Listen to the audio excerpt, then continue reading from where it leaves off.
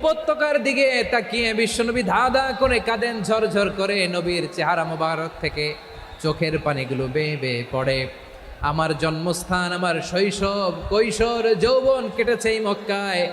আমার এলাকায় আমি ঢুকতে পারি না। বিশ্বনবী মক্কার অনতি দূরে দাঁড়িয়ে জায়েদকে পাঠালেন, জায়েদ যাও দেখো কেউ আমাকে সাপোর্ট করার মতো আছে কিনা, যাও অমুকের কাছে যাও। জায়েদ গেলেন, তারাও প্রত্যাখ্যান করে ফিরিয়ে দেয়। বিশ্বনবী বললেন যাও অমুক লোকের কাছে যাও, তিনিও প্রত্যাখ্যান করে ফিরিয়ে দিলেন। কেউ বিশ্বনবীকে আশ্রয় দিতে রাজি হয় না। নিজ জন্মভূমিতে বিতাড়িত বিশ্বনবী, সর্বশেষ বিশ্বনবী বললেন যাও মুতঈম ইবনে আদির ঘরে যাও। মুতঈম ইবনে আদি মুশরিক, তার কাছে যাও। গেলেন, মুতঈম ইবনে আদি রাজি হয়ে গেল। সুবহানাল্লাহ বলেন। দেখেন, অনেক বিপদের সময়ও আমি নিজে সাক্ষী, সামাজিকভাবে রাজনৈতিকভাবে কত ঝঞ্ঝা, কত